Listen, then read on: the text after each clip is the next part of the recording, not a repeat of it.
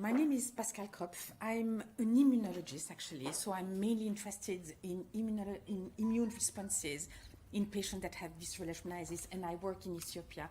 But obviously, for us to do our work, the diagnosis and treatment is incredibly important, and it's done in the lab where I work in Ethiopia by the medical doctors and the nurses. So I will start with a short introduction about the disease, leishmaniasis. So the disease is transmitted by a sandfly, which is a small insect, a third of the size of a mosquito, that's transmitting this parasite, Leishmania, during its blood meal. So Leishmaniasis is a neglected tropical disease, and it is endemic in 98 countries all over the world, and there are 350 million people that live in area where this sandfly can transmit the parasite. So this is the world map of Leishmaniasis, but today I will focus on Ethiopia here. So that's where we work. So we work in the northwest of Ethiopia in Gondar, where they have a hospital and an excellent ward to treat Leishmaniasis. Probably the best chance of a patient with Leishmaniasis to survive the disease is in this hospital. So I'll talk a little bit about the disease because Leishmaniasis is two separate diseases, really. One is the cutaneous leishmaniasis, where the parasites stay in the skin, and there are three different forms, and the other one is visceral leishmaniasis, where the parasite will go to the internal organs. So I will quickly go through the different forms of cutaneous leishmaniasis. So the first one, and possibly the less severe one, is the localized cutaneous leishmaniasis. So it is characterized by this lesion on the skin of people. Usually you can have more than one lesion, but usually the lesion will ulcerate, a crust will form, and then the lesion will heal. The problem with this, it can cause serious disability, and for example, when it is on hands, and there is also a very serious problem of stigma with people that have these scars. So we've seen numerous children that couldn't go to school because of the scars, and women have problems to get married. So the problem with this disease is really the stigma that is associated with the scar. But in the large majority of the case, it is self-healing. Another more severe form of cutaneous leishmaniasis is mucosal leishmaniasis. In this case, the parasite will destroy the mucosa of the mouth and the nose. So this form of the disease does not heal spontaneously. It is very difficult to treat, and it can cause serious disability. We had a child who had mucosal leishmaniasis, and when it healed, it sealed his mouth, and he had to go through surgery, so it was quite dramatic.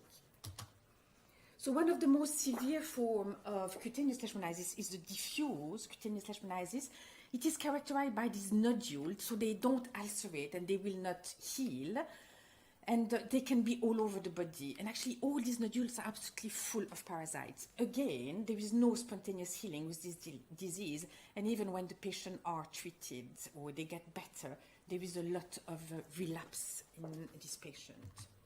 So this is the map of cutaneous leishmaniasis, and you can see it is highly endemic in Ethiopia.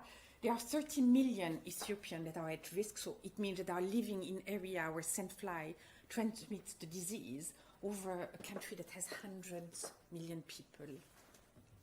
There is an estimated 20 to 40,000 new cases every year, but this is largely acknowledged to be a massive underestimation of the truth, because often these epidemics happen in areas that are very remote, and it's very difficult to have access to them. So, getting to the subject of my talk, the diagnosis of CL. So the clinical diagnosis is very difficult because, as you can see, there are many different forms of cutaneous leishmaniasis, and they resemble many other cases of skin disease. So it's very difficult to do a clinical diagnosis of CL.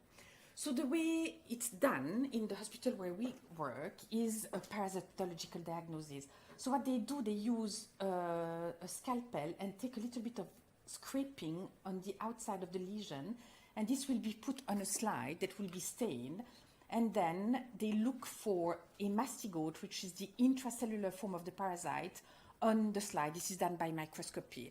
But I can't stress enough how difficult it is, because it is easier in some form like the diffuse cutaneous leishmaniasis because there is a lot of parasite, but in mucosal it is incredibly difficult to find the parasite. The other way is to take a bit of this scraping and put it in special medium that the parasite can grow in, and then after a few days to see whether the amastigote transform into the promastigote form of the parasite and whether you can see them by microscopy.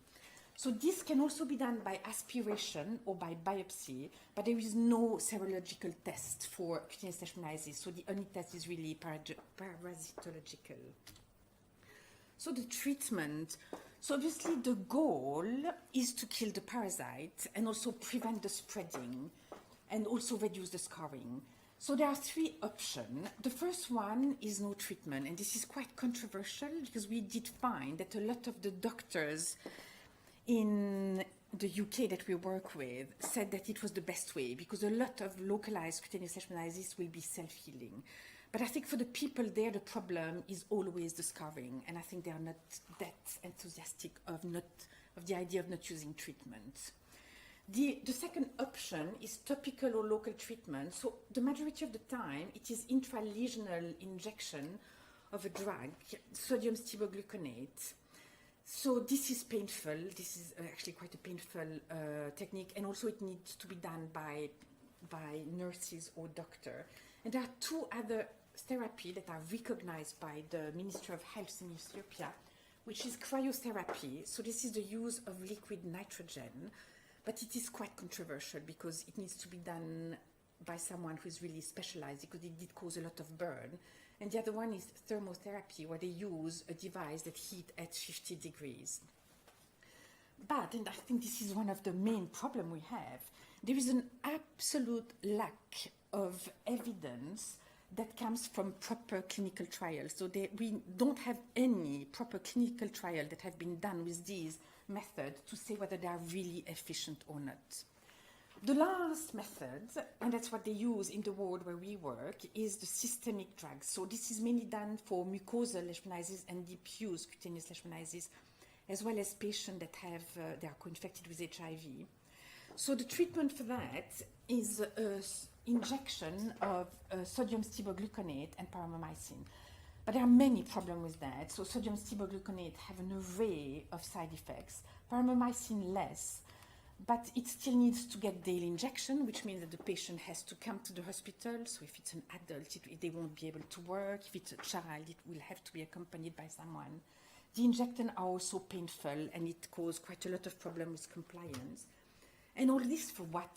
Not much, actually, because there is sometimes healing, though I can't say that we have seen it often. There are often improvement of the lesion, but there is also a lot of treatment failure and a lot of relapses. And again, none of these drugs have been really tested in proper clinical trials. So their efficacy has not really been proven. So now getting to the other leishmaniasis, so that's the visceral leishmaniasis. In this case, the parasite has a different tropism, and it will go to the internal organs. So you'll find it in the bone marrow, spleen, and liver. So being infected by the parasite that causes visceral leishmaniasis does not always mean that you will get these symptoms, so the full-blown active visceral leishmaniasis. So there is a bit of a very vague estimate of 30 to 100 subclinical infection, where often the patient even don't realize they have been infected, for one symptomatic VL. And in the area where we work, it's around 10%. So 10% of the people that have been infected with Leishmania donovani will develop symptomatic visceral leishmaniasis. So this disease is fatal if not treated. So when you get the symptoms, you need to get the treatment or you will die. So visceral leishmaniasis is endemic all over Ethiopia. It's thought that there is around 3.2 million people that are living in area where the sandfly can transmit the parasite that causes VL. But this area here is the area that has the highest incidence of visceral leishmaniasis. And the reason for that is that in this area of Ethiopia, there is a lot of agriculture. So they grow cotton and sesame seeds, which means that in June, there is 500,000 people that will come in this area to prepare the soil and then stay until October for the harvest. And sandfly, who transmit the disease, live in cracks of trees, in the crack of the soil, and they feed on these trees. These are acacia trees.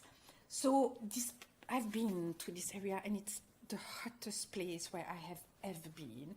So the only place where the migrant workers stay during the day, because they can't work during the days, are under this tree, which is the best place to get infected with visceral leishmaniasis. That's why there is such a high frequency of VL in this area. So diagnosis, again, clinical diagnosis is incredibly difficult because it does resemble, the symptoms resemble a lot of other diseases, and especially malaria, which is also endemic in this area. So this is the case definition, which is fever, enlarged spleen or lymph nodes, and weight loss, anemia, leukopenia, and being living in an endemic area or having traveled to an endemic area. But obviously these symptoms are very similar to that of malaria. So when they come to the hospital where we work, they do serological tests. So that's the first test that they are doing. So this is a test where they detect antibodies that have been produced in response to the parasites. So if you have been infected by the parasite, you'll produce antibodies that are specific for some amino acid repeats, and the test will turn positive. So it's quick, 10 minutes, it's simple, and it's very sensitive. There is another test that's a bit more complicated, mainly because it's also longer, and you need more material. You need to dilute the blood of the patient, but then you can see the reaction just by coloration, so it's relatively easy. So these are really the big advantages. They are very specific and sensitive, and they are easy to use, but they have major disadvantages. One of it is that we can't differentiate between a patient that is asymptomatic and the patient that has the full-blown disease, because both of them will be positive by these serological tests. And something that's probably even more of a problem is that we can't distinguish between past infections. So if someone has been infected 10 years ago or 3 years ago and then come back with a big spleen, but it is due to malaria, he will still be positive for Leishmaniasis. So this is a major problem. And availability is also quite a big problem. We often have periods where it is not available because it's blocked somewhere at the border. So it's not always available. So this is the test that is being done in the lab. So I've told you that this patient have this big splenomegaly under the margin, coastal margin here. So they use a syringe, get in, take a few milliliters, and then these will be a few microliters, and this will be smeared on a slide, and then they look for the mastigote. But again, I can't emphasize enough how difficult it is to look for these mastigote on these slides, actually. But this is a test that they do incredibly well. There is very little problem associated with this splenic aspirate. When the patient has very, very low platelet number, then they will do a bone marrow aspirate, but that's very painful. So again, for the visceral leishmaniasis, it's a parasitological diagnosis. So the treatment, so there is a new treatment since probably 2 or 3 years now. It's a combinational treatment of sodium stibogluconate and paromomycin for 17 days, which is a lot shorter than what we used to have, which was 28 days. It's very efficient, which is quite amazing because sodium stibogluconate has not shown any resistance so far. So for example, in India, there are places where 75% of the parasites are resistant to SSG, whether we don't have any resistance in Ethiopia. The major problem is it's 2 injections. So they have to inject SSG and paromomycin separately, and they are trying to have it as a single injection. The second line of treatment will be SSG alone, because paromomycin is not always available. But as I said, it is a very long treatment, but it has also a lot of side effects. And often, if the patient dies, they will die of the side effect of the drugs. And lately, it's Ambisome, which is given over a period of 6 days, incredibly safe, incredibly effective, but incredibly expensive. So we almost never have access to this. And these are the prices of the different drugs per treatment. So this is incredibly difficult to get. Just to finish, I want to talk a little bit about concomitant infection, because this is also a major problem in this patient. The large majority of the patient will come with diarrhea. And this is actually the principal cause of death in VL patients, as well as pneumonia, so which is one of the most common comorbidities. So they need to be treated in addition to the drugs with antibiotics a lot of the time. So there are some supportive management that have been put in place, but I have to say we've never seen them where we work. So the nutritional supplement, because these patients are incredibly malnourished when they come to the hospital, and anemia, so blood transfusion. But again, it doesn't happen very often in our setting. That's it. Thank you very much.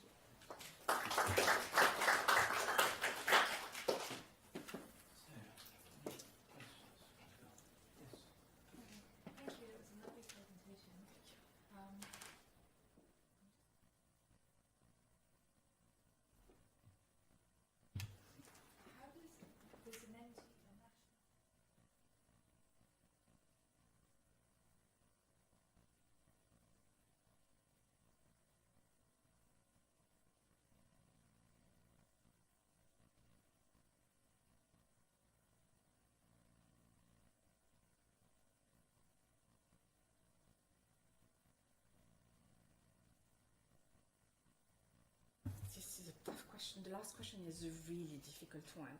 So I think it is getting better because, so the patients that we work with at least, which are the majority in Ethiopia, so they work in these farms and there are more and more information about the disease. And I think they are starting to know about it. They are starting to know about this particular hospital also, but that's more word of mouth because there are times where they are totally, this 24. So people are starting to know, but I still believe it's still probably not, I would say probably the majority, but there are still quite a few that just go back to their villages and die. Because the disease will normally develop in between 2 to 6 months. So if they don't develop symptoms early enough, they will go back in their villages. And I guess at that stage, and we don't have numbers about that because there is known about in general. So I don't know how many, but I would still think there is quite a lot that don't get the treatment. So all the treatment is actually free. I should have mentioned that. So the government of Ethiopia gives the treatment to the patient. The patients are always impressed because you have to pay for everything in Ethiopia, but you don't have to pay for treatment when you have visceral leishmaniasis. And I think a lot of it has to do with WHO, who is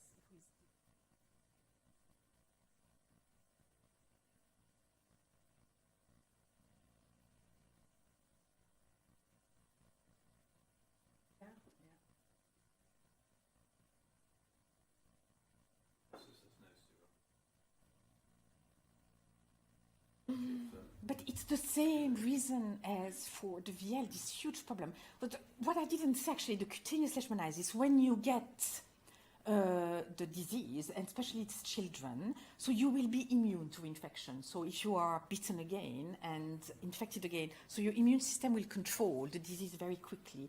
So this means that you always have a little bit of parasite in your body because you don't get sterile cures. They always hide somewhere so that they can maintain a memory response.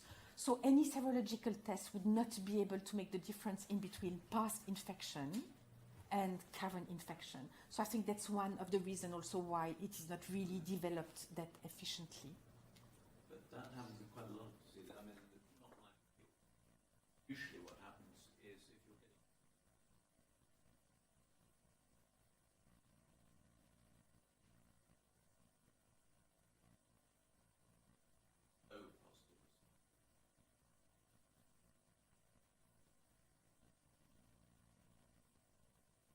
O positive. So there is no test for that because the one that they use sometimes is this RK39 and you don't have levels. So you just have yes or no. So really what needs to be developed, and actually we are currently trying to develop a quick test, would be to have something directly from the lesion that would not be invasive, because that's the big problem, is all the techniques that we have so far are quite invasive.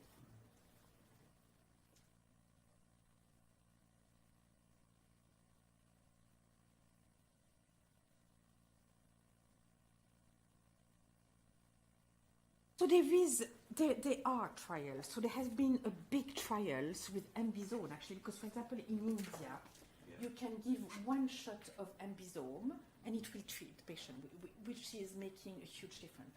But there are several problems with that. First of all, in India they've done a lot of awareness against the disease. So the patient come a lot earlier. Rather, when the patient come to our hospital, we say they are a few days away from death. Often they can't even walk. So when they tried this one shot of liposomal amphotericin B, the patient died like flies. Actually, they had to stop very quickly. So this is one of the clinical trials that was incredibly disappointing. But I know they have a few drugs now that are on the market, but there is nothing now that is being tested, at least in Ethiopia, for the next few years. They have nothing in the pipelines. Neglected tropical disease, yeah.